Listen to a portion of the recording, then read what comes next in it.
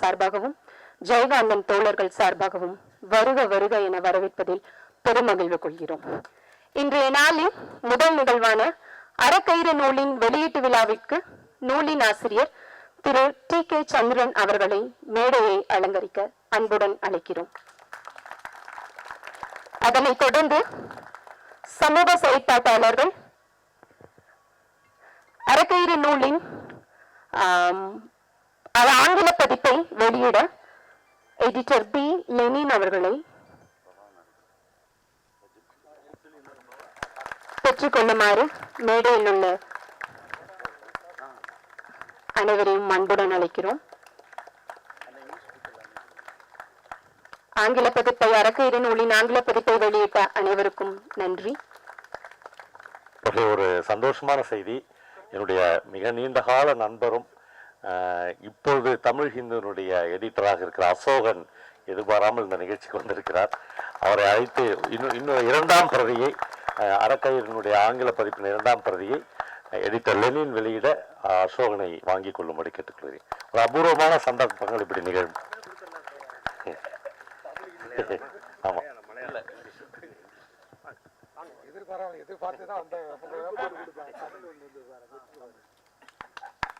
தமிழ் அறக்கயிறும் ஒரு பிரதியை பெற்றுக் கொள்கிறார் அசோகன்.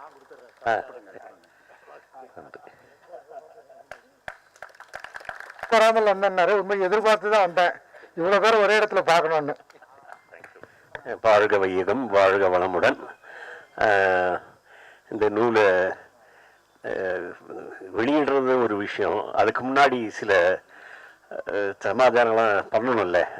அது அவரை சென்னையிலேருந்து காஞ்சிபுரத்து வரைக்கும் கூட்டிகிட்டு போயிட்டு அங்கே ட்ரெஸ்ஸு மேலே இருக்க ட்ரெஸ்ஸெல்லாம் எடுத்துட்டு அந்த ஃப்ரண்ட்டில் அந்த ஃபோட்டோலாம் இருக்குது பாருங்கள், அந்த லூம் பண்ணுற மாதிரியா பின்னாடி அநேகமாக வேறு ஒன்று இருக்கும், அதில் இருக்கும் அறக்கயிறு தமிழில் இருக்கும், வெறும் பனியனோட அந்த இதெல்லாம் சுற்றுறா மாதிரியா.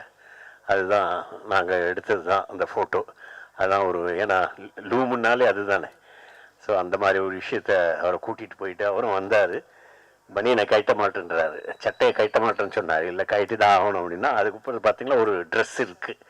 அதனால் அந்த ட்ரெஸ்ஸை வச்சுக்கிட்டு ஒரு பனியனோட ஒரு கட் பனியனோட ஒரு அருமையான ஒரு ஃபோட்டோ எடுத்தது அந்த ஞாபகம் இருக்குது. நல்ல தினம் இன்னைக்கு.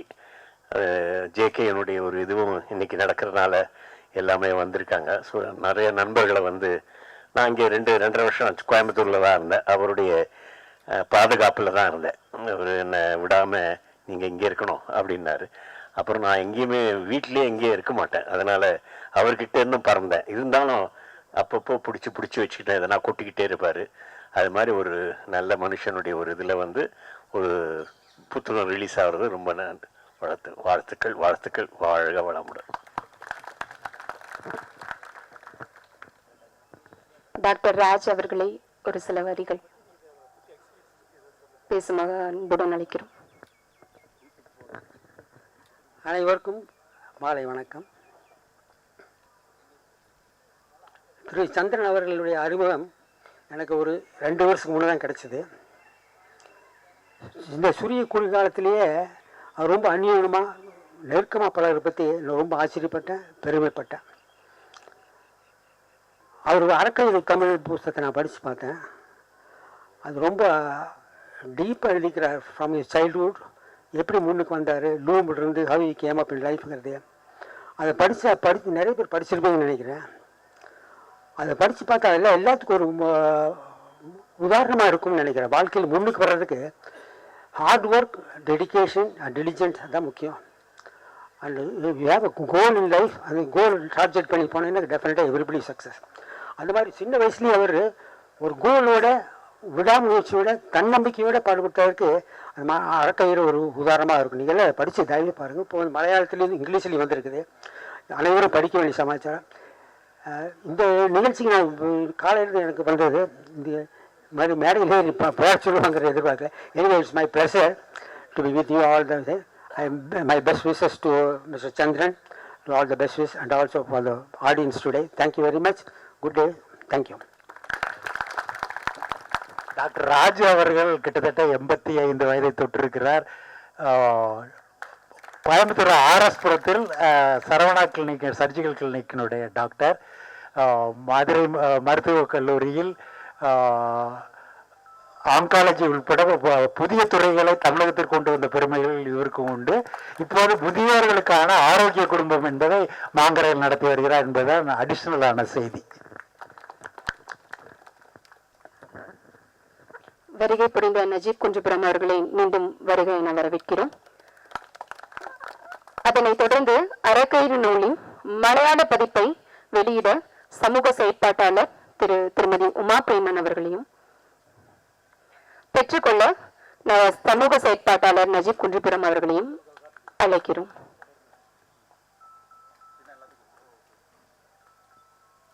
அறக்கயிறு நூலின் மலையாள பதிப்பை பெற்றுக்கொண்ட அனைவருக்கும் நன்றி.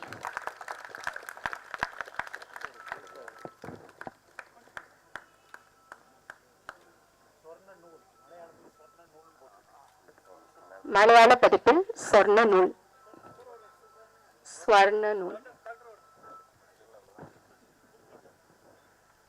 பேச திருமதி உமா பிரேமன் அவர்களை அழைக்கிறோம்.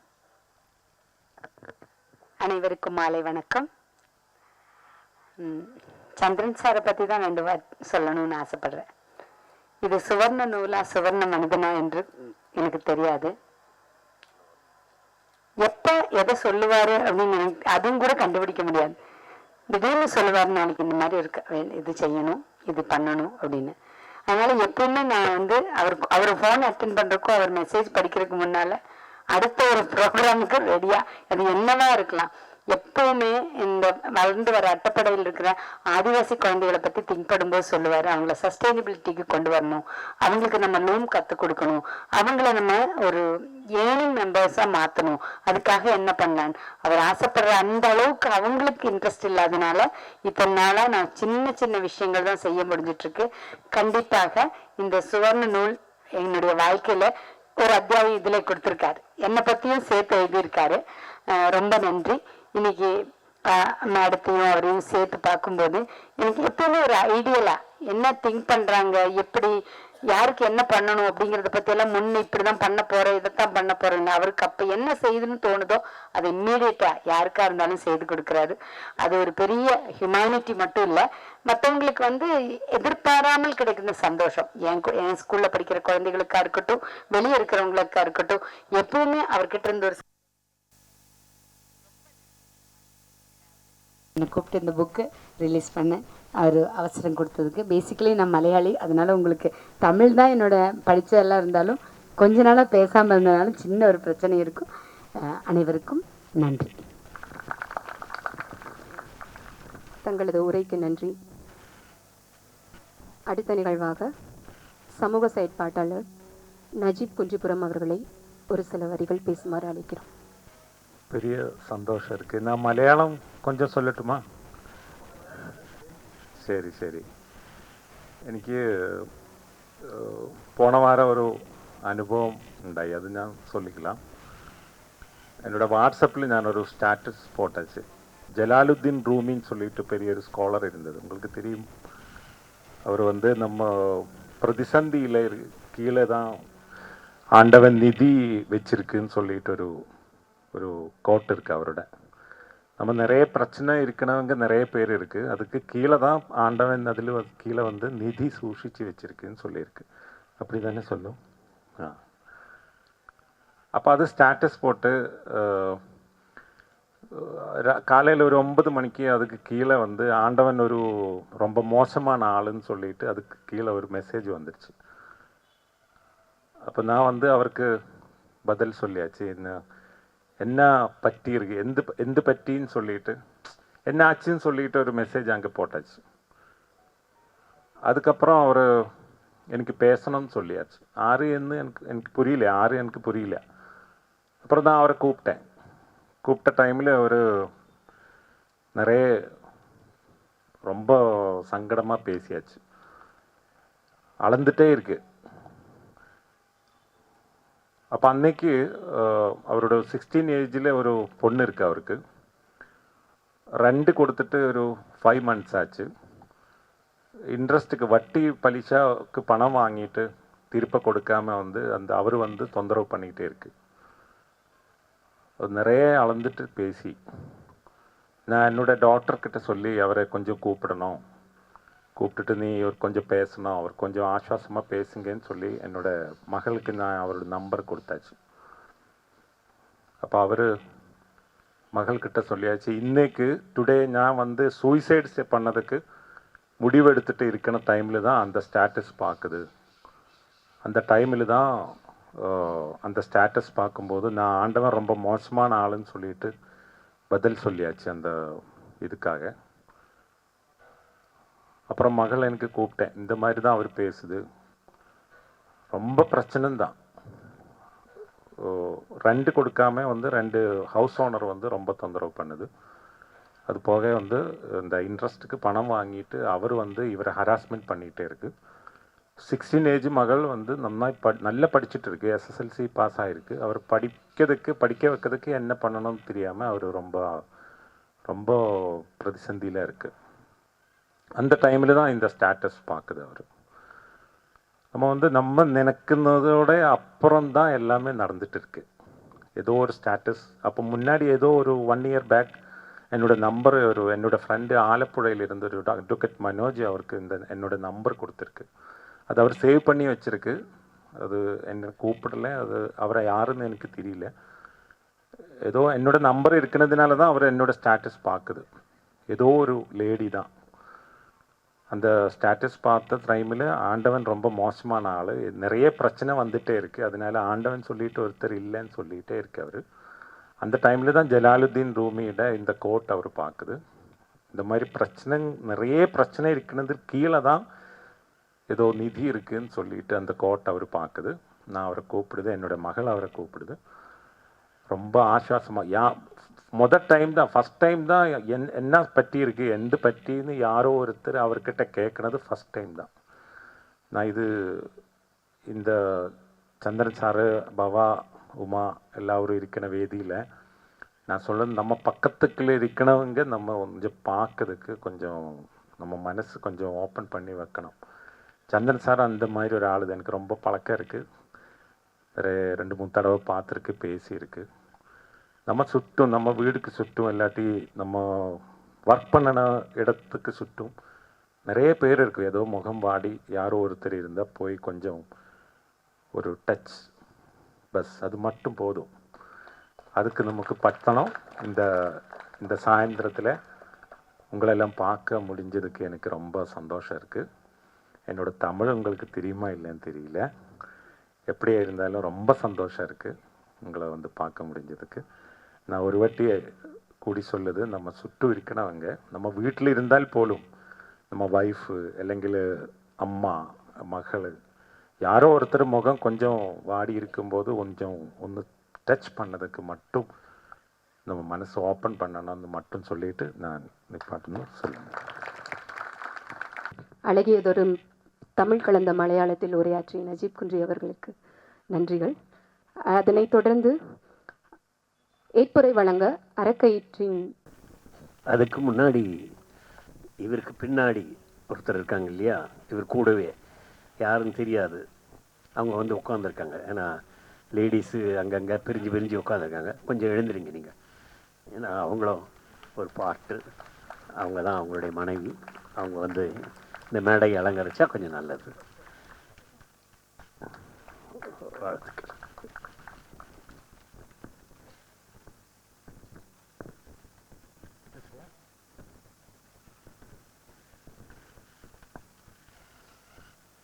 அனைவருக்கும் மாலை வணக்கம். 2020 அக்டோபர் 16ஆம் தேதி என்னுடைய அறக்கயிறு தமிழ் புத்தகம் வந்து மதுரையில் வெளியீட்டு விழா நடந்தது. அன்று காலை 5 மணிக்கு லெனின் நானும் எனது துணைவியாரும் மதுரை மீனாட்சி அம்மன்கிட்ட பார்த்து அடிக்கடி பேசிகிட்டு இருப்பேன், மதுரையில் இருக்க வரைக்கும் அந்த பாட்டை. அது மாதிரி போய் பார்த்து பேச போகலான்னு சொல்லி போனோம். அப்போ வந்து அன்றைக்கி மீட்டிங்கில் பேசும்போதே வந்து இதே மாதிரி தான், இப்போ சேர் போட்டு உட்கார வைக்கிற மாதிரி அன்றைக்கி கூப்பிட்டு உட்கார வச்சேன். இப்போ நாங்கள் வீட்டில் பேசும்போது சட்டை போடும்போது என்னென்னா, உனக்கு லெனின் சாரே சர்டிஃபிகேட் கொடுத்துருக்குறாரு, நீ தான் வந்து எல்லாம் பண்ணிகிட்ருக்குற அப்படின்னு. அதை எல்லாத்தையும் தாண்டி வந்து பவா கோவிட் டைமில் வந்து எத்தனை பேர் இதயங்களை தொட்டாரோ இல்லையோ, என்னோட பிஎஸ்என்எல் பணியாற்றிய உஸ்மான், இப்போ இந்த ஜெயகாந்தன் நண்பர்கள் குழுவை சேர்ந்த நண்பர்களுக்கு கொஞ்சம் தெரியும். உஸ்மான் என்னுடைய பள்ளி தோழர் மற்றும் பிஎஸ்என்எல் நாங்கள் ஒன்றாக பணிபுரிந்தோம். அவர் வீட்டுக்கு போகும்போது தான் பவாவினுடைய ஒரு யூடியூப் பார்க்குறது இருந்தது. அப்போ அதில் வந்து பவா ஒரு கமெண்ட் ஒன்று சொல்லியிருப்பார், ஜெயகாந்தனை காட்டிலும் அறச்செயல்கள் செய்யக்கூடியவர்கள், அன்பு காட்டக்கூடியவர்கள் எத்தனையோ பேர் இருக்கிறார்கள் அப்படின்னு சொல்லி ஒரு ஸ்டேட்மெண்ட் அல்லது ஒரு லைன் சொல்லியிருப்பார். அந்த அன்பை வந்து அவளை பாராட்டி பேசியிருப்பார். சரி, இப்படியெல்லாம் பாராட்டி பேசுகிறாரு, ஏன்னாட்டா இந்த வாய்ச்சொல் வீரரடிங்கிறது வந்து நான் ஹைஸ்கூல் படிக்கிற காலத்திலேருந்து அப்பா வந்து 1962 மதுரையில் கதர்கடை வச்சுருந்தாரு. அங்கே எல்லா அரசியல் கட்சிக்காரங்களும் வருவாங்க. மேடை பேச்சாளர் தீப்பொறி ஆறுமுகம், சக்தி கோதண்டத்தை பற்றி பவாவும் நானும் அப்புறம் அறிமுகமாகி சில நாட்கள் கழித்து நாங்கள் பேசும்போது தான் அரசியலில் வந்து மேடையில் பேசுகிறவங்களும் மேடைக்கு பின்னாடி இருக்கக்கூடிய நிகழ்ச்சிகளும் பரிதாபங்களும் எந்த அளவுக்கு இருந்தது. ஜெயகாந்தன் வந்து இவர்களுடன் லெனின் சார் பவா உடன் இவ்வளோ தூரத்துக்கு பேசுகிறாரு, அவரை காட்டில் இவர் பெஸ்ட்டாக அன்பு பாராட்டக்கூடியவர், அறம் பாராட்டக்கூடியவர் அப்படின்னு சொல்லி பவா ஒரு ஸ்டேட்மெண்ட் சொல்கிறாரு அப்படிங்கிறத பற்றி நான் அப்புறம் பேசினேன். அப்புறம் நாங்கள் ஜூன் ஜூலையில் பேச ஆரம்பித்தோம். அடுத்து ஜூலையிலேயே அப்போ தான் இந்த கோவிட் ஃபஸ்ட் எல்லாம் இந்த பாஸ் வாங்கிட்டு தான் போகணும்னு சொல்லியிருந்தாங்க இல்லையா, அப்போ வந்து நான் பாஸ் வாங்கிட்டு எங்களுடைய மதுரை சென்னை சில்ஸில் வச்சு தான் பவாவை முதல்ல நான் மீட் பண்ணிவிட்டு அப்புறம் அதுக்கப்புறம் நாங்கள் தொடர்ந்து வந்து நிறைய பேசிகிட்டே இருந்தோம். அப்புறம் நான் மதுரைக்கு சென்ற கதை, அப்பா வந்து சாதாரண ஒரு நெசவாளராக இருந்து இன்று சென்னை சில்க்ஸ், ஸ்ரீகுமரன் தங்கம் மாளிகை, எஸ்எம் குரூப் கம்பெனிகள் இல்லை கிட்டத்தட்ட ஒரு 40,000 பேர்த்துக்கு வேலை வாய்ப்பு அளிக்கக்கூடிய ஒரு பெரிய வாய்ப்பை வந்து அறம் கொடுத்ததா அன்பு கொடுத்ததா என்றால் நிச்சயமாக இரண்டும் கலந்த எல்லாம் வல்ல பெயராற்றல். லெனின் சார் வார்த்தைகளில் சொல்வதாக இருந்தால் எல்லாம் வல்ல பெயராற்றல் அந்த பிரபஞ்சம் வந்து கொடுத்திருக்கிறது. அது என்னவாக வேணாலும் இருக்கலாம். ஆனால் அதை வந்து ஒரு புத்தக வடிவாக கொண்டு வர வேண்டும் என்று நான் ஆசைப்பட்டேன். என்னுடைய பள்ளித்தோழர் கண்ணதாசன் இப்போது உள்ளே நுழைந்து கொண்டிருக்கிறார். அவரை முன்னாடி வருமாறு அன்புடன் கேட்டுக்கொள்கின்றேன். ஏன்னா நாங்கள் 65-70 மதுரையில் ரோட்டில் தான், நாங்கள் ஸ்ட்ரீட் லைட்டில் தான் படித்தோம். அதில் இந்த முத்துசாமி ஐயர்னு சொல்லி ஒரு ஹைகோர்ட் ஜட்ஜ் ஒருத்தர் இருந்தார். அவர் தெருவிளக்கில் படித்து ஜஸ்டிஸ் ஆனார் அப்படின்னு சொல்லியெல்லாம் எங்களுக்கு நான் டைட்டில் புக்கில் வந்து இருந்துச்சு. அதே மாதிரி நாங்கள் தெருவிளக்கில் படித்த நண்பர் கண்ணதாசன் எல்லாத்துக்கும் ஒரு கும்பிடு போட்டிருப்பா, தெருவிளக்கில் படித்த கதை. இந்த கதையெல்லாம் தலியாளாக்கிட்ட ஒரு புக் எழுதலாம் அப்படின்னு சொல்லி பேசியிருக்கிறோம். ஏன்னா இல்லை, காலையில் தான் இவளுக்கு மெசேஜ் போட்டேன், இவன் ஈரோட்டில் ஒரு வேலைக்கு போயிட்டு வேலையை முடிச்சுட்டு நான் வரும் பட்சத்தில் வருவேன் என்று சொன்னால், அதை தொடர்ந்து ஆகஸ்ட் மாதத்தில் நான் அறக்கயிறு தமிழ் புத்தகத்தை ஒரு சேஃப் கொண்டு வரலாம் அப்படின்னு சொல்லி பார்க்கும்போது எங்களுடைய கிராண்ட்ஃபாதர் வந்து ஒரு வீடியோ பேசியிருந்தார், 96-97 ஒரு வீடியோ பேசியிருந்தார். அதை வந்து எடிட் பண்ணி ஒரு நல்ல யூடியூப்புக்கு ப்ரெசென்ட் பண்ண முடியுமா அப்படின்னு சொல்லி பவாட்ட கேட்டதுக்கு பவா வந்து வம்சிக்கிட்ட கொடுத்து பட சொல்லலான்னு சொல்லி கேட்டார். வம்சி வந்து பார்த்துட்டு இதெல்லாம் ஒன்றுக்கு ஆகாது, இதை நீங்கள் என்ன இம்ப்ரூவ் பண்ணாலும் இதை ஒன்றும் பண்ண முடியாது, என்ன எதுக்கு லெனின் சார்கிட்ட ஒரு வார்த்தை கேட்குறதா கேட்டு பாருங்க அப்படின்னு. அதுக்கு அவர் வந்து கடந்த 3-4 வருடங்களாக சீரியஸாக ஒர்க் பண்ணிட்டு இருக்காரு. கூடிய விரைவில் அது யூடியூப் சேனலில் போட்டு நாங்கள் வந்து தேசிய அளவில் அல்லது உலக அளவில் ஒரு டாக்குமெண்ட்ரிக்கு கட்டாய அவார்டு வாங்குவோம் அப்படிங்கிறதா என்னுடைய இன்றைய செய்தி. பாபா வந்து டீ சாப்பிட்ருக்காரு. அவர் வர வரைக்கும் என்னுடைய பள்ளித்தோழர் கண்ணதாசன் வந்து எங்களுடைய இளமை கால அனுபவங்கள், இந்த அறக்கயிறு புத்தகத்துக்கு வந்து நாங்கள் அடித்தளமிட்டது எங்களுடைய தமிழ் ஆசிரியர்களாக இருந்த ராமசாமி மற்றும் குமாரசாமி என்கின்ற தமிழ் ஆசிரியர்கள் தான். எழுத்து ஆர்வத்தையும் மேடையில் பேசுவதற்கான பிள்ளையார் சொல்லி போட்டவர்கள். அதை தொடர்ந்து தான் நாங்கள் வந்து எழுதவும் படிக்கவும், பின்னாடி வந்து பவாச்சலதர்கிட்ட பேசி உடனே லெனின் சாரை, லெனின் சார் வந்து அப்போ இந்த கோவிட் டைமில் அவருடைய பொண்ணுங்க கோயம்புத்தூரில் இருக்கு, அவங்க பொண்ணு மிஸ்ஸஸ் எல்லாம் பார்க்குறதுக்கு இவர் வரல. நான் அப்புறம் இவரை போய் சென்னையில் பார்த்துட்டு இவருக்கு பாஸ் வாங்க ட்ரை பண்ணால் இவர் மாற்றி ட்ரை பண்ணி குழப்பம் பண்ணி வச்சுருந்தார், பாஸ் வாங்க முடியல. நான் தான் அப்புறம் கோவிட் டைமில் அவங்களெல்லாம் இங்கே வந்து பார்த்து எல்லோரும் நல்லா இருக்கிறாங்க அப்படின்னு வந்து செய்தியை சொன்னேன். பவா இன்னும் டீ சாப்பிட்டு முடிக்கலையா, காணுமே, பவா கண்ணிலேயே தென்படவில்லை. ஏன்னா நீங்கள் எல்லோரும் வந்ததனுடைய நோக்கம் வந்து இங்கே சில நேரங்களில் சில மனிதர்கள் தானே சார் இன்னைக்கு. அதை பற்றி அவர் பேசுறதுக்கு அவர் ப்ரிப்பேர்டாக வந்திருப்பார். நீங்களும் கேட்கும் மனநிலையில் இருப்பீர்கள். அதில் காலதாமதம் ஏற்படாமல் பவா உடனடியாக மேடைக்கு வருவது நல்லது. பவா அங்கே முன்னாடி இருந்தார். காலா கலாசரி பேசுகிற ஏதாவது இல்லை வரல, அவர் இன்னும் வரல. வர வரைக்கும் ஏதாவது சொல்லணும். நீங்கள் எதாவது பேசுகிறீங்களா உமா? பேசுகிறீங்க கொஞ்சம். அவர் வர வரைக்கும் பேசுகிறீங்க. அவர் வர வரைக்கும் பேசுகிறதில்ல சார். பவா என்னை பற்றி கூட யூடியூப்பில் ஒரு ஸ்டோரி சொல்லியிருந்தார். பவாவே வந்து என்னோட லைஃப் ஹிஸ்ட்ரியாக அவங்க ஒய்ஃபு ஷைலஜா தான் மலையாளத்துலேருந்து டிரான்ஸ்லேட் பண்ணியிருந்தாங்க. கதை கேட்கும் சுவர்கள் அப்படின்னு சொல்லி. அந்த கதை கேட்கும் சுவர்களை கூட அவர் நிறைய இடத்துல சின்ன கதைகளாக சொல்லியிருக்காரு. அப்போ அப்படி தான் எனக்கு பாவா வந்து ஒரு 2015 தான் தெரியும். புக்கு 15 இறங்கினதுக்கப்புறம் அதை டிரான்ஸ்லேட் பண்ணுறக்காக நிறைய தடவை. ஆனால் சந்திரன் சார் வந்ததுக்கப்புறம் அடிக்கடி பார்க்க ஆரம்பித்தேன். அதுக்கு முதல்ல நான் வந்து எப்பாவது திருவண்ணாமலை போயிட்டு இருந்தோம். இப்போ இவர்னால நாங்கள் அடிக்கடி பார்க்குற மாதிரி ஆயிடுச்சு. லெனின் சாரும் அது மாதிரி தான். எனக்கு லெனின் சாரை நம்ம கேள்விப்பட்டு மட்டும்தான் இருக்கோம், நேரடியாக பார்த்ததில்லை. ஸோ இவங்க எல்லாருமே நாங்கள்லாம் செய்துக்கிட்டு இருக்கிற நானாக இருக்கட்டும், நஜீப் சாராக இருக்கட்டும், நாங்கள் வந்து சோஷியல் ரிஃபார்மர்னு சொல்கிறதுக்கு எங்களுக்கு அப்புறம் நாங்கள் பண்ணுற வேலை என்னவோ அது செய்தோம்னா அதனால் நிறைய பேர் டெவலப் ஆகிற மாதிரி தான். இப்போ நான் அட்டப்பாடியில் வந்து பழங்குடி மக்களுக்கான ஒரு ஸ்கூல் நடத்திட்டுருக்கேன். APJ Abdul Kalam international residential tribal school. இந்தியாவில் முதல் முறையாக ஒரு ட்ரைபல் ஸ்கூல், இன்டர்நேஷ்னல் ஸ்கூல் வருது. அதில் 183 குழந்தைகள் படிக்கிறாங்க. 5 குழந்தைகள் அவர் தான் ஸ்பான்சர் பண்ணிகிட்ருக்காரு. 183 குழந்தைகளும் அதாவது பழங்குடியின ப்ரிமிட்டிவ் ட்ரைப். அவங்க நிஜமாகவே காட்டுக்குள்ளே இருக்கவங்க. பல்லு தேய்க்க மாட்டாங்க, இல்லாட்டி பாத்ரூம் எல்லாம் யூஸ் பண்ண மாட்டாங்க. பிளைன்லெஸ் அவனை ஃபஸ்ட்டு டே இப்போ பார்த்தீங்கன்னா ஜூன் 3 அவங்க ஸ்கூலுக்குள்ளே வரும்போது ஒவ்வொருத்தரும் இட்லியெல்லாம் கொடுக்கும்போது எவ்வளோ சாப்பிட்றங்கிற கணக்கெல்லாம் வச்சுக்க மாட்டாங்க. ஏன்னா அவங்களுக்கு பசியும் தெரியாது, அது ஸ்டாப் ஆகுறதும் தெரியாது. பசியும் தெரியறதில்ல, அது எப்படி நிற்கும், எப்பாவது நிற்கும் இல்லையா. நம்மெல்லாம் கொஞ்சம் சாப்பிட்டோம்னா ஐயோ வயிறு நிறையிறதும் தெரியறதில்ல. நிறைய நாள் இப்படியே போகிறாங்க. அவங்க அப்பா அம்மா கவர்மெண்ட் ஒரு நேரம் சமைச்சு கொடுக்குற சாப்பாடு சாயங்காலம் இந்தியாவிலேயே அங்கே அட்டப்பாடியில் மட்டும்தான் குக்குடு ஃபுட்டு கொடுக்குறாங்க. அந்த சாப்பாடை வாங்கி தான் குழந்தைகளுக்கு கொடுத்துட்ருப்பாங்க. பவா வர்றாரு கதை சொல்கிறதுக்கு. அப்போ நீங்கள் பவா கிட்டே போங்க. அந்த மாதிரி இருக்கிற குழந்தைகளை தான் எடுத்து பண்ணிகிட்ருக்கோம். ஸோ இவங்க எல்லாம் எங்கள் கூட இருக்கிறனால தான் எனக்கு நிறைய விஷயங்கள் பண்ண முடியுது. பவா உங்களுக்காக தான் நாங்கள் மைக்கை வாங்கினோம். Welcome, thank you. இந்த கோவிட் பீரியடில் தான் என் கூட முதல் பேசினார். அப்போ வந்து என்னுடைய யூடியூப்பில் கதைகள்லாம் கேட்டு பேசினப்போ நீங்கள் என்ன பண்ணுறீங்கன்னு கேட்டேன். நான் சென்னை சில்க்ஸ் அப்படின்னாரு. அங்கே சேல்ஸ்மேன் ஆகுறீங்களா கவுண்டரில் இருக்கிறீங்களான்னு கேட்டேன். இல்லை என்னென்னா அந்த லெவலில் இருக்கிறவங்க தான் நம்ம கூட பேசுவாங்க. சென்னை சில்க்ஸ் சேர்மேனுங்க எம்டிங்கெலாம் நம்ம கூட பேச மாட்டாங்களா அப்படின்னு தப்பாக நினச்சிட்டேன். பொது புத்தி தான் நம்மளுக்கு. அப்புறம் அவர் வந்து இல்லை அந்த சென்னை சில்க்ஸே எந்த தான்னாரு. சார் நீங்கள் ஏதோ தப்பாக கால் பண்ணிட்டீங்க, வேறு இல்லை உங்கள்கிட்ட தான் பேசுன்னு நினச்சேன். என் தம்பி தான் உங்கள் நம்பர் கொடுத்தான், அவன் ஏற்கனவே உங்கள் கதைகள்லாம் கேட்பான் அப்படிலாம் சொன்னார். அப்படி தான் பழக்கமானோம். அதுக்கப்புறம் தினந்தோறும் எனக்கு 2 பேர் வந்து என் வாழ்க்கையில் மன்னிக்கப்படக்கூடாதவங்கன்னு நினைப்பேன். 2 பேர் யாருன்னா, ஒன்று வந்து ஆக்டர் சிவகுமார், இன்னொன்று வந்து சந்திரன். ஏன்னா 2 பேருமே 3 மணிக்கு எழுந்திருவாங்க.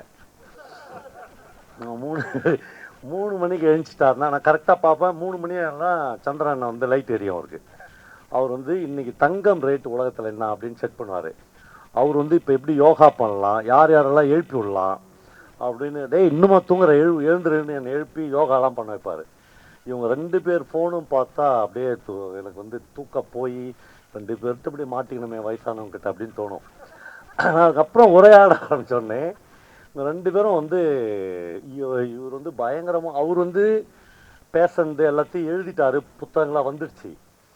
இவர் பேசுகிற எக்ஸ்பீரியன்ஸ்லாம் கேட்க இதெல்லாம் புத்தகமாக வரணுமே அப்படின்னு தோணி ஒரு நாள் சொன்னால், ஆனால் தயவுசெய்து நீங்கள் ஒன்று பண்ணுங்கள், இப்போ நீங்கள் பேசுகிறது எல்லாத்தையும் கொஞ்சம் எழுத முடியுமான்னு கேட்டேன். அது நிறைய பேரால் முடியாது, பேசிடுவாங்க ஆனால் எழுத மாட்டாங்க. அப்போ அவர் சொன்னார் இல்லை என்னால் எழுத முடியுமான்னு தெரியல. நான் ஒரு தம்பி உங்களுக்கு ஏற்பாடு பண்ணி தரேன், என்கிட்ட பேசுகிறத ஃபுல்லாக அவனை மாட்டி விட்டேன் நான். ஆமாம், அவனும் என்கிட்ட நான் 4 மணிக்கெலாம் எழுப்பிடுறாருண்ணா அப்படின்னா எழுப்பி அவர்கிட்ட பேசுங்க. அவன் வந்து என்ன பண்ணுவான், சாயங்காலத்துக்குள்ளே டைப் பண்ணி எனக்கு ஒரு டெக்ஸ்ட் அனுப்புவான் உங்களோட எக்ஸ்பீரியன்ஸ். அப்படி தான் அந்த அறக்கயிறு புத்தகம் உருவாச்சு. அதுக்கப்புறம் இப்போ வந்து அது வந்து இங்கிலீஷில் மலையாளத்திலலாம் வந்திருக்கு. இந்த 2 பேரை பற்றி நான் சும்மா 2 தகவல்கள் மட்டும் சொல்லியிருந்தேன்னு நினைக்கிறேன். ஏன் உமாவையும் நஜீப் குட்டிபுரத்தையும் நாங்கள் இந்த ப்ரோக்ராமை கூப்பிட்டோம் அப்படின்னா, இங்கே இருக்கிறவங்கள எத்தனை பேருக்கு நான் சொல்ல போகிறத நம்ப முடியும்னு உங்களுக்கு தெரியல. உமாவை பற்றி ஒரு பெரிய புக் இருக்குது, என் ஒய்ஃபை தான் ட்ரான்ஸ்லேட் பண்ணிக்கிறாங்க. கதை கேட்கும் சுவர்கள் அந்த புக்கு பேர். சொல்லும்போதே என் கண்ணெலாம் கலகுது. அதில் ஒரு இன்சிடெண்ட் மட்டும் சொல்கிறேன், இதெல்லாம் சாத்தியமா அப்படின்னு பாருங்களேன். என்னென்னா, கோயம்புத்தூரில் ஒரு டாக்டர் வீட்டில் போய் உமா சேச்சி உட்காந்துக்கிறாங்க. ஒரு பையன் கையை இப்படி உதறி அழுதுங்கிறான், ஒரு யங்ஸ்டர். இவங்க கேட்குறாங்க, என்ன அழுகுற அப்படின்னு கேட்குறாங்க. சும்மா இருந்துச்சு, வலி பொறுக்க முடியலன்னு அழுகுறான். இல்லை என்னன்னு சொல்லு. என்னன்னு அந்த பையன் சொல்கிறான், ஒன்றும் இல்லை, எனக்கு வந்து டயாலிசிஸ் பண்ணியிருந்தோம். ஒரு 22-23 வயசு பையன், ஜல்லி. அந்த பையன் நான் பார்த்துருக்கேன், ஜல்லியில் அவன் பேர். இவங்க வந்து சொல்கிறாங்க, நான் ஒன்றா என் கிட்னியில் ஒன்று கொடுக்கட்டுமா அப்படின்னு கேட்குறாங்க. அவன் வந்து போர்டை பார்க்குறான், மனநல மருத்துவர் போர்டு. அங்கே தான் வந்துக்கிறாங்க சேச்சி. ஓ, சேச்சி கொஞ்சம் பிராந்து பழகுது அப்படின்னு அவன் நினச்சிக்கின்னு. ஏன்னா இவங்க சொல்கிறாங்க, இல்லை சின்ன வயசுலேயே நான் வந்து எம்ஜிஆர் கிட்னி கொடுக்கலான்னு நினச்சேன், அது நடக்காத போச்சு, உனக்காச்சும் நான் கொடுக்குறேனே, என்னை ஏற்றுக்க எல்லாம் சொல்கிறாங்க. அவன் மறுபடியும் அதை ஒரு துளி கூட நம்பலை. ஆனால் அடுத்த 10வது நிமிஷம் இவங்க அந்த பெட்டில் போய் படுத்து அந்த கிட்னி மேட்ச் ஆகுமா, அந்த பிளட்டுக்கு மேட்ச் ஆகுமான்னு செக் பண்ணுறாங்க. அந்த டாக்டர் சொல்கிறார், இது ரொம்ப ரிஸ்க்கான, இப்போ இல்லாத இருக்கலாம், அவங்க கிட்னி கொடுக்கும்போது அது ரிஸ்க்கான ஆப்ரேஷன் சொல்கிறாங்க. அப்போ அந்த டாக்டர் சொல்கிறாரு, இது கொஞ்சம் ரிஸ்க்கான ஆப்ரேஷன், ஒரு கிட்னியே எடுத்து அந்த பையனுக்கு வைக்கணுன்றது. அப்போ உமா சொல்கிறாங்க, சார் ஒன்றும் இல்லை, எங்கள் பையன் வந்து ஆப்ரேஷன் முடிஞ்சு வரும்போது ஒரு பொம்மை வாங்கினார் சொன்னான், நான் அதை வாங்கின்னு போயிடுவேன். ஒருவேளை என்னால் என் பையனுக்கு பொம்மை வாங்கின்னு போக முடியலன்னா 2 கிட்னி எடுத்துங்க, பொம்மை வாங்க போகிறதுக்கு முடிஞ்சுன்னா ஒரு கிட்னி எடுத்துங்க டாக்டர் அப்படின்னு சொல்கிறாங்க. ஆமாம், இந்த புள்ளியில் தான் உமா எல்லாருமே நாங்களாம் ஒன்றா சேரோம். அப்புறம் இந்த நஜீப் குட்டிபுரத்தை பற்றி நான் தனியாக ஒரு பெரிய யூடியூப் வீடியோ இருக்குது எனக்கு. நாங்கள் ஒரு தடவை ஒரு வீட்டுக்கு போயிருந்தப்போ கேரளாவினுடைய மினிஸ்டர் ஜலீல்லாம் இருக்கார். அவரெல்லாம் சைரன் வச்ச காரை வந்து நஜீப்ல தெருவில் நடந்து போனால் அவர் வண்டி நிறுத்திட்டு இவர் கூட நடந்து வருவார். ஒன்றுமே இல்லாத, எந்த அதிகாரமும் இல்லாத ஒரு மனுஷனுக்கு எங்கேருந்து இவ்வளோ பெரிய முயற்சி, இவ்வளோ பெரிய பவர் வந்துச்சு அப்படின்னா அவருடைய நடவடிக்கை தான். அவர் லைஃப், அவர் என்ன பண்ணுறீங்கன்னு நஜீப்பை கேட்டு பாருங்க நீங்கள். அவர் ஒன்றுமே பண்ணல, ஆனால் லைஃப் முழுக்க ஜனங்களுக்காக ஒர்க் பண்ணினே இருக்கிறார். என்ன வேணாலும் பண்ண முடியும் அவரால் கேரளாவில். அவ்வளோ முக்கியமான பர்சனாலிட்டி. ஒரு நாள் வந்து மிட் நைட் 12 மணிக்கு எங்கள் ஃபேமிலியோடு எங்களை வந்து மீன் வாங்குறது கூட்டிட்டு போனார். தூண்டிலில் மட்டுமே கிடைக்கிற மீன்கள் கிடச்சிச்சு. ஒரு மீன் வந்து ஒரு 15-20 கிலோ இருக்கும். நஜீப் வந்து ஒரு பெரிய மீன் வாங்கினார், ஒரு 15-20 கிலோ இருக்கும் அந்த மீன் வாங்கினார். நான் கேட்டேன், நஜீப் உங்கள் வீட்டில் ஒரு 3 பேர், நாங்கள் ஒரு 4 பேர் இருக்கிறோம், எங்கள் ஃபேமிலியில் 7 பேருக்கு எதுக்கு 15 கிலோ மீன்? பவனா, இது உங்களுக்கு இல்லை, அவசரப்படாதீங்க, வாங்கன்னு கூட்டின்னு போயிட்டார். இப்போ காலையில் தான் எனக்கு தெரியும், அந்த மீன்லாம் கட் பண்ணி அவர் வாழற தெருவில் யார் யாரெல்லாம் இந்த மீன் வாங்க வசதி இல்லாதவர்களோ அவங்களுக்கு இவங்க பிள்ளைங்க போய் ஒரு பேக்கெட் மீன் கொடுத்து வராங்க, பச்சை மீன் கொடுத்துட்டு, யார் வீட்டில் சுகமாக இல்லையோ, யார் வீட்டில் மீன் வாங்க முடியாதோ எல்லாரும் கொடுத்துட்டு, ஒருவேளை இதில் கொஞ்சம் மீந்துச்சுன்னா உங்களுக்கும் செய்ய சொல்கிறான் பவானா அப்படின்னார்.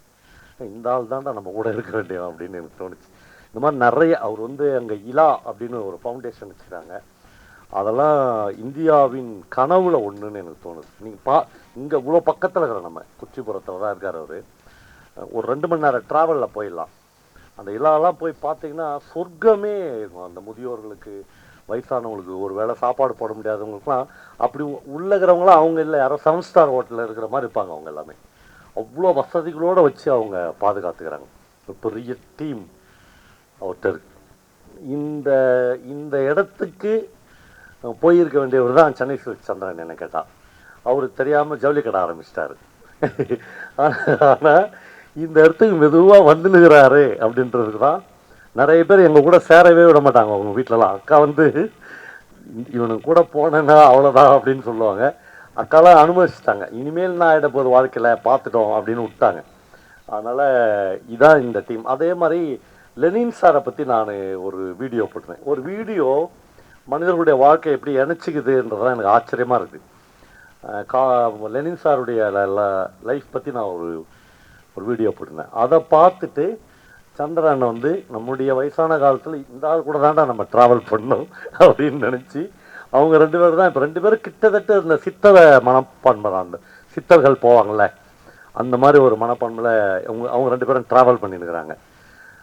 இப்போ எங்கள் எல்லாரும் இணைச்ச ஒரு விஷயம் வந்து எழுத்து, பேச்சு, லைஃப், இந்த 3 தான் எங்கள் எல்லாரும் இணைச்சி. இதில் யார் வசதியானவங்க வசதி கம்மியானவங்க அப்படிலாம் ஒன்றுமே இல்லை.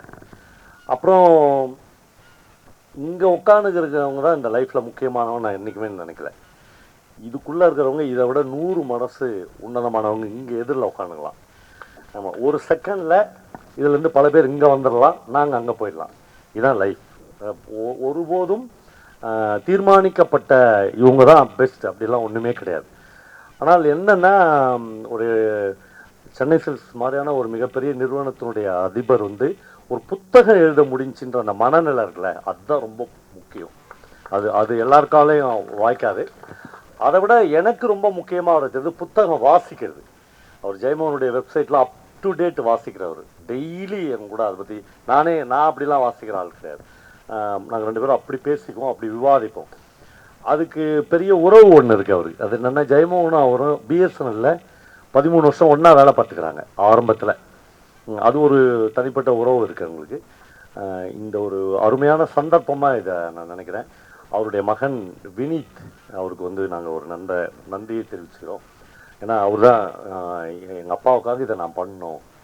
அப்பா வந்து இவ்வளோ பெரிய பிஸ்னஸ்லேருந்து புஸ்தகம் எழுதுனா பல பிள்ளைங்க விட்டே தொத்துருவாங்க, போய் அந்த புஸ்தகமே எழுதுங்க நாங்கள் பார்த்துக்கிறேன்னு.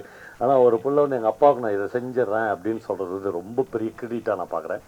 அதே மாதிரி இந்த இடத்த வந்து என் ஃப்ரெண்டு மீனான்னு இங்கே இருக்காங்க, அவங்க தான் இந்த இடத்த அரேஞ்ச் பண்ணி கொடுத்தாங்க. டாக்டர் ஆறுமுகம்னு நினைக்கிறேன், அவருடைய மகள்லாம் அந்த இடத்தோட இப்படி ஒரு இடம் தான் எங்களுக்கு கதை சொல்ல வேணும். அந்த ஏசி ஹாலு, அந்த ஸ்டார் ஹோட்டல் ஹாலு, அதெல்லாம் பார்த்தாவே நம்மளுக்கு பயமாகுது. கதெல்லாம் இப்போ நம்மக்கிட்ட வராது. அதனால் இப்படி ஒரு இடத்த எங்களுக்கு கொடுத்த எல்லாருக்கும் ரொம்ப நன்றி. மழை வராதுன்னு நம்ம உறுதியாக நம்பலாம். வந்துச்சுன்னா கதையை நிறுத்திடலாம், உனக்கு கதை எப்போனாலும் கேட்டுக்கலாம். மழை தான் ரொம்ப நான் ஏற்கனவே சொல்லிக்கிறேன். வண்ணங்களவன் வந்து ஒரு கதையில் மழை பெய்யும் போது மழை நீண்ட நாட்களாக நோய்வாய்ப்பட்டிருக்கிற டெய்ஸி டீச்சரை சொஸ்தப்படுத்தி வெளியே கூட்டி கொண்டு வந்து விட்டது அப்படின்னு ஒரு வரி எழுதியிருப்பார். அப்போது ஒரு நோயையே சொஸ்தப்படுத்தி வெளியே கூட்டின்னு வரக்கூடிய வல்லமை மழைக்கு இருக்குது. ஆனால் ஃபஸ்ட்டு இடம் வந்து மழைக்கு தான்.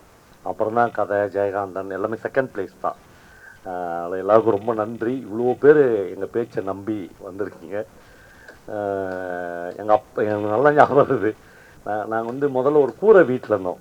நான் திடீர்னு அந்த கூரை வீட்டை இடிச்சிட்டு ஒரு கல் வீடு கட்டலாம் அப்படின்னு முயற்சி பண்ணப்போ அந்த ஊரில் இருக்கிற முக்கியமானவங்கெல்லாம் கூப்பிட்டு நீங்கள் வாங்க எல்லோரும் ஒரு பூமி பூஜை போட்டாருன்னு எங்கள் அப்பா சொன்னார். இவன் ஒரு ஆள் கூப்பிட்டான்னு நீங்களாம் வந்துட்டீங்களே, இவன் கூப்பிட்டான்னு நீங்களா இவ்வளோ பெரிய மனுஷங்களாம் வந்துட்டு இவன் எங்கே வீட்டை கட்டுறது, இவன் என்ன வேலை செய்கிறான்னாரு. அந்த வார்த்தை எனக்கு எப்பயுமே இருக்கும். அந்த கதை கேட்க வாங்க, பெருங்கதையாளர் வாங்கணுன்னா நம்ம ஒரு ஆளுன்னு கூப்பிட்டு அதுக்கு 400-500 பேர் வேலை ஏற்று இவ்வளோ தூரத்தில் இருந்தெல்லாம் கார்லாம் எடுத்துன்னு வந்துடுறாங்களேடா, இதெல்லாம் எங்கே போய் முடிய போகுது அப்படின்னு. எங்கேயாவது ஒரு இடத்துல போய் முடியும். ரொம்ப ரொம்ப சந்தோஷம். நம்ம இப்போது இந்த பக்கங்கிறவங்க இங்கே வந்துடுவாங்க, கதைகளை ஆரம்பிக்கலாம்.